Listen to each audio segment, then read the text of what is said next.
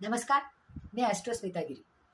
कालसर्प योगाच्या सिरीजमधला हा आपला शेवटचा व्हिडिओ आहे. म्हणजे शेवटचा कालसर्प योग हा शेषनाग कालसर्प योग आहे पहा, की जो व्ययस्थानातून राहू आणि षष्ठ स्थानामध्ये केतू या राहू केतूच्या ॲक्सेसमध्ये जेव्हा सगळे ग्रह बसलेले आहेत त्यावेळेस तो होतो, तो शेषनाग कालसर्प योग असं आपण म्हणतो. आता शेषनाग कालसर्प योगामध्ये आपण काय काय पाहू शकतो. कालसर्प योगाच्या कुंडल्या या खरं तर अगदी सुरुवातीपासून शेवटपर्यंत आपण पाहतोय.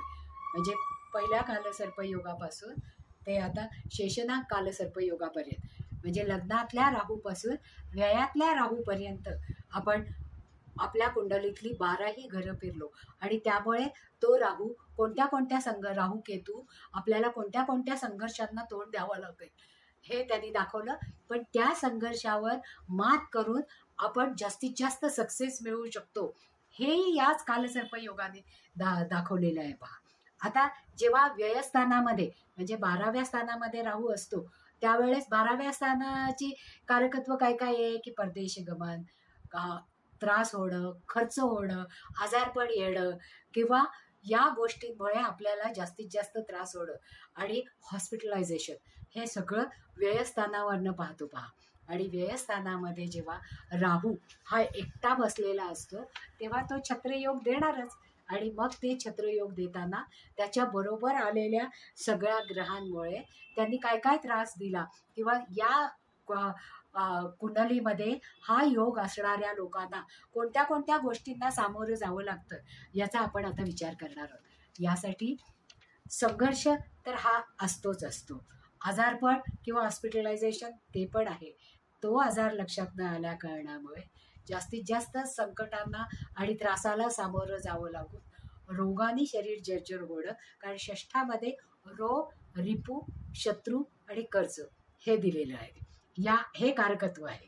त्याच्यामुळे षष्ठातल्या केतूने व्ययातल्या राहूकडं या सगळ्या गुणदोषांचंही त्या व्यक्तीला सहन करावं लागलं. आता यासाठी आपण एक चिरपरिचित असणारी अशी कुंडली घेणार आहोत.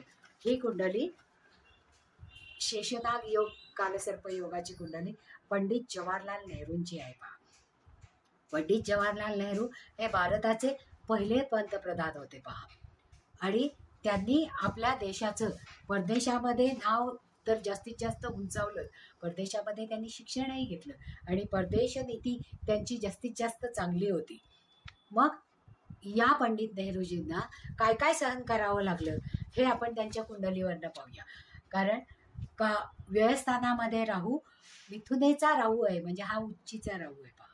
लग्नस्थानामध्ये कर्केतला चंद्र म्हणजे स्वराशीचा चंद्र हा उच्चीचा होतो, तो अतिशय उत्कृष्ट चांगली फळं देतो. आणि धनस्थानामध्ये शनी आहे पहा. म्हणजे त्यांचं लग्नस्थान म्हणजे त्यांची पर्सनॅलिटी ही पापकर्तरीमध्ये होती. म्हणजे त्यांना जो संघर्ष करावा लागला तो टोकाचा संघर्ष करावा लागला आणि त्यातून त्यांना जे यश मिळालं त्या यशाला दुःखाची किनार होती पहा. कारण या राहूची दृष्टी पंचम दृष्टी ही चतुर्थ स्थानावर म्हणजे सुखस्थानावर, सप्तम दृष्टी ही षष्ठ स्थानावर आणि 9वी दृष्टी ही 8व्या स्थानावर. म्हणजे 8व्या स्थानामध्ये अचानक येणारी संकट आणि दुःख म्हणजे ती टोकाची दुःख म्हणजे व्ययस्थानातल्या राहूच्या व्यक्तिमत्वाला जे काही संघर्ष करून यश मिळालं त्याला दुःखाची किनार ही होतीच होती, म्हणजे असतेच असते. मग ही दुःखाची किनार पंडित नेहरूजींच्या पत्रिकेमध्ये आपल्याला सततच पाहायला मिळालेली आहे पहा.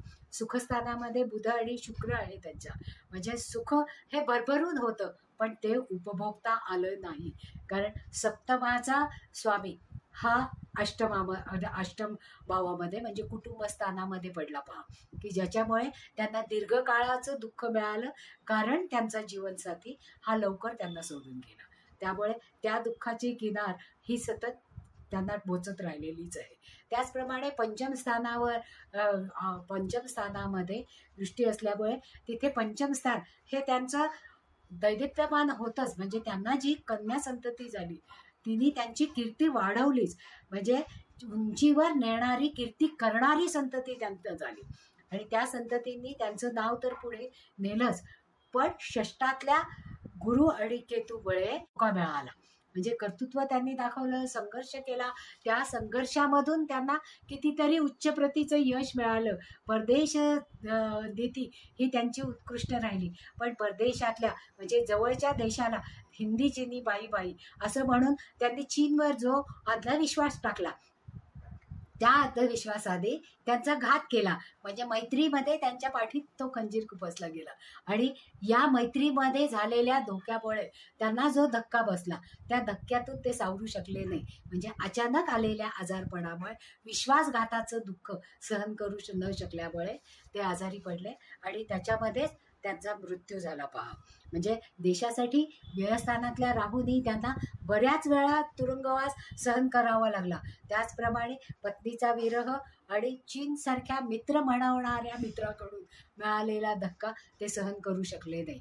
म्हणजे आयुष्यामध्ये व्ययस्थानातल्या राहूनी जसं त्यांना छत्रचामर योग दिला, राजकारणामध्ये यश आणि सक्सेस दिलं, शिक्षणाचा जास्तीत जास्त उपयोग करायला मिळाला किंवा त्या शिक्षणाचा उपयोग आपल्या करिअरमध्ये करता आला आणि संततीकडून जे काही सुख मिळालं त्या सगळ्या सुखांना एक दुःखाची झालं ही होतीच होती.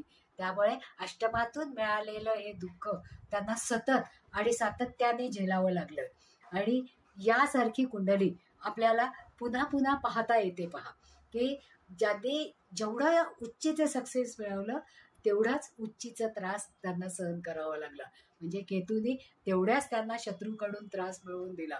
म्हणजे राहू केतूंच्या या प्लेसमेंटमुळे किंवा या कालसर्प शेषनाग कालसर्प योगामुळे त्याची फळं त्यांना भोगावीच लागली आणि त्यातून त्यांनी त्या संघर्षाचा मात केला. पण अष्टमामध्ये अचानक येणाऱ्या दुःखांना त्यांना सामोरं जावं लागलं. अशा तऱ्हेने 12 कालसर्प योगांचे म्हणजे राहू आणि केतू यांचा ॲक्सेस आपण लग्नस्थानापासूनचा राहू फिरवला तो व्ययस्थानापर्यंत आणला आणि राहू केतूचा ॲक्सेस आपण व्ययस्थान आणि षष्ठस्थान याप्रमाणे पाहिला आणि हा शेवटचा शेषनाग कालसर्प योग पाहिला. म्हणजे कालसर्प योगाने संघर्ष हा नक्की करावा लागतो. संघर्ष हा अटळ आहे, पण त्या संघर्षातून यश मिळतं आणि तुमची कीर्ती उच्च पदावर जाऊन ठेवता येते आणि त्या उच्च पदाचा तुम्ही उपभोग घेऊ शकता. सुखाला तो कधी कधी मारक ठरतो, पण त्या सुखासाठी जास्तीत जास्त झगडा हा द्यावा लागतो आणि त्याच्यासाठी नेमकं काय काय दानाला लावावं लागतं हे आपण या सगळ्या 12च्या 12 कालसर्प योगामधून पाहिलं. आणि आपल्या ऋषीमुनींनी कालसर्प योगाचं वर्णन हे सर्पयोग किंवा सर्पशाप या पद्धतीने पुस्तकांमध्ये जुन्या ग्रंथांमध्ये केलेलं आढळतं. पण आजच्या या कालामध्ये म्हणजे 50च्या दशकामध्ये इंदुमती पंडित आणि अजंता जैन या अभ्यासू ज्योतिषांनी त्याला कालसर्प योग आणि राहू केतूच्या या वेगवेगळ्या प्लेसमेंटप्रमाणे कोणती कोणती फळं आपल्याला भोगावी लागतात किंवा उपभोगायला मिळतात याचं विस्तृत विवेचन आपल्या पुढे मांडलं आणि हे श्रेय त्यांना जातं. आता ज्यावेळेस कालसर्प योग कुंडलीमध्ये असतो त्यावेळेस कालसर्प योगाची शांतीही करावी लागते, शंकराची उपासना करावी लागते. कारण शंकराने शेषाला गळ्यात धारण केलेलं आहे आणि विष आपल्या कंठामध्ये ठेवलेलं आहे की ज्याचा संघर्ष करून ते विष त्यांनी फक्त कंठामध्येच साठवलं, पण सक्सेस हे मिळवलं ना ते त्यांच्या शरीराला बाधक ठरू शकलं ना बुद्धीला. त्याचप्रमाणे हा कालसर्प योग जर आपण शंकराची उपासना केली, शंकरावर थंड जलाचा अभिषेक केला, थंड दुधाचा अभिषेक केला किंवा संकल्प करून जर बुधप्रधान व्यक्ती असतील तर त्यांनी हिरवा नारळ किंवा इतर लोकांनी जर सोललेला नारळ 21 सोमवार शंकराला जर अर्पण केला तर आपल्याला या कालसर्प योगाच्या शांती केल्याचं फळ मिळतं. आणि आपले जे पितृ लोक गेलेले आहेत ते राहूच्या रूपामध्ये आपल्या पत्रिकेमध्ये त्रास देण्यासाठी किंवा संघर्ष करण्यासाठी उपस्थित झालेले असतात. तो संघर्ष टाळण्याचा जास्तीत जास्त प्रयत्न आपल्याला या पद्धतीने करता येतं. म्हणजे कायम शंकराची उपासना करायची, घरामध्ये रुद्राध्याय वाचायचा किंवा रुद्राध्याय लावायचा की ज्याच्यामुळे त्या वेव्स आपल्या घरामध्ये राहतील आणि तो कालसर्प योगाचा संघर्ष हा कमीत कमी सहन करावा लागेल असंच आपल्याला म्हणता येईल. तर इथे आपण आपल्या कालसर्प योगाचा शेवटचा व्हिडिओ पूर्ण केलेला आहे. तर आता पुढच्या वेळेस आपण वेगळ्या पद्धतीने वेगळा विषय घेऊन नवीन व्हिडिओ करणार आहोत. तर आवडलं तर लाईक करा, सबस्क्राईबही करा आणि तुमच्या मित्रमैत्रिणींपर्यंत ही माहिती पोचवायची असतील आणि या उपाययोजना पोचवायच्या असतील तर शेअरही करा.